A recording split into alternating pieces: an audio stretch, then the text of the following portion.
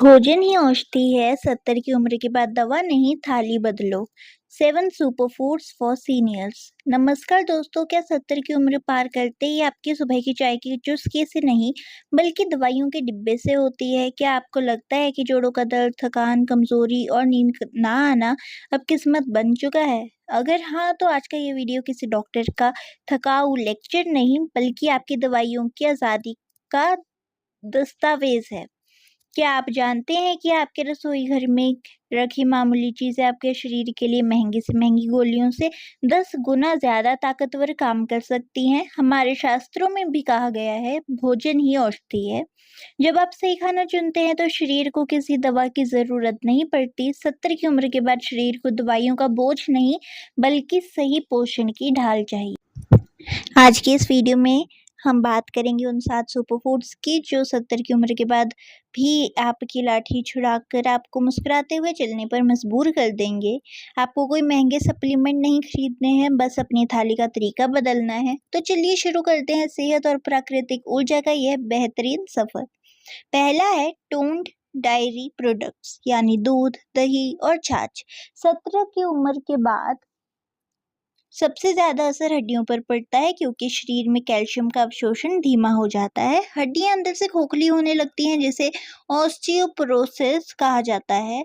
इस उम्र में मलाईदार भारी दूध पचाना मुश्किल होता है, इसलिए टोन्ड या लो फैट दूध चुनें। दोपहर के खाने में एक कटोरी दही या भुने हुए जीरे और काले नमक के साथ एक गिलास छाछ भी जरूर लें। दही का प्रोबायोटिक बुजुर्ग के गट बायोम को जिंदा रखता है, जिससे गैस और ब्लोटिंग जड़ से खत्म होती है। रात को हल्दी वाला गुनगुना दूध पीने से नींद अच्छी आती है और रात भर हड्डियां व मांसपेशियों की मरम्मत होती है। दूसरा है भीगे हुए मेवे और बीज। दोस्तों, बादाम, अखरोट, अलसी और कद्दू के बीज। उम्र के बाद डिमेंशिया और अल्जाइमर जैसी भूलने की बीमारियों का खतरा बढ़ता है। सूखे मेवे ताकतवर बहुत होते हैं, लेकिन बुजुर्गों का पाचन तंत्र इन्हें सीधे नहीं पचा पाता, इसलिए इन्हें रात भर भिगोकर खाना चाहिए। भीगे बादाम दिमाग की कोशिकाओं को सक्रिय रखते हैं। ओमेगा 3 से भरपूर अखरोट मस्तिष्क की नसों की सूजन को दूर करते हैं। कद्दू के बीज का मैग्नीशियम और जिंक पुरुषों में प्रोस्टेट की समस्याओं को रोकता है, जबकि अलसी के बीज बैड कोलेस्ट्रॉल को घटाकर दिल के दौरे के जोखिम को भी कम करते हैं। अगर दांत कमजोर हो तो इन्हें भिगोकर पेस्ट बनाकर भी खाया जा सकता है। तीसरा है हरी पत्तेदार सब्जियां, जैसे पालक, मेथी, सरसों, बथुआ, मोरिंगा।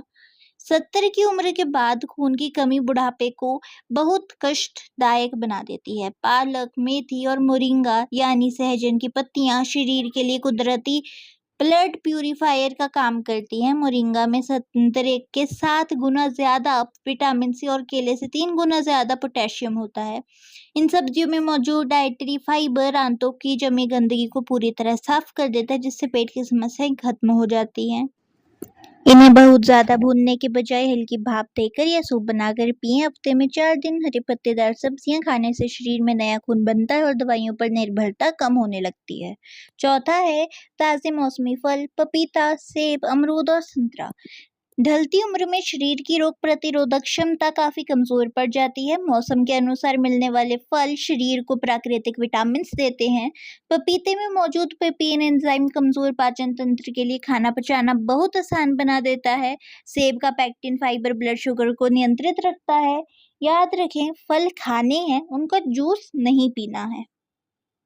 जूस निकालने से फाइबर बाहर निकल जाता है और केवल फ्रुक्टोज बचती है, जो कि शुगर बढ़ा सकती है। फल चबाकर खाने से मुंह में लार बनती है, जो पाचन के लिए बेहद जरूरी है। सुबह या दोपहर में एक कटोरी मौसमी फल खाना इम्यूनिटी के लिए सबसे उत्तम है। पांचवा है मोटा अनाज और मिलेट्स, यानी कि रागी, ज्वार, बाजरा और ओट्स। दोस्तों, सफेद आटा या पॉलिश चावल 70 की उम्र में आंतों में चिपक जाते हैं और डायबिटीज को बढ़ावा देते हैं। हमारे पूर्वज मोटा अनाज खाते थे, इसलिए वे जीवन भर निरोगी रहते थे। रागी में दूध से भी ज्यादा कैल्शियम होता है, जो घुटनों और रीढ़ की हड्डी को मजबूती देता है। ज्वार, बाजरा और ओट्स का ग्लाइसेमिक इंडेक्स बहुत कम होता है, जिससे शरीर में अचानक शुगर नहीं बढ़ती है और दिन भर समान ऊर्जा मिलती रहती है। बाजरा सर्दियों में शरीर को प्राकृतिक गर्मी देता है और जोड़ों के दर्द से राहत पहुंचाता है। गेहूं में ज्वार या रागी मिलाकर मल्टीग्रेन रोटी खाना शुरू करें।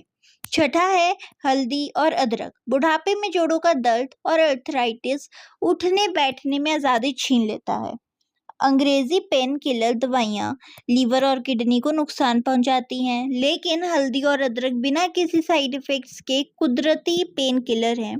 हल्दी का करक्यूमिन शरीर के लिए अंदर की सूजन को कम करके जोड़ों में दर्द को तुरंत आराम देता है।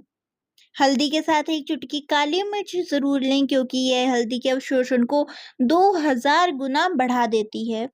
वहीं अदरक का जिंजरोल पेट की गैस को बाहर निकालने में मदद करता है। सुबह अदरक और हल्दी का गुनगुना काढ़ा पीने से नसों का जमाव दूर होता है और शरीर का ब्लड सर्कुलेशन बेहतर होता है। सातवां है उबली हुई दालें और स्टीम्ड स्प्राउट्स।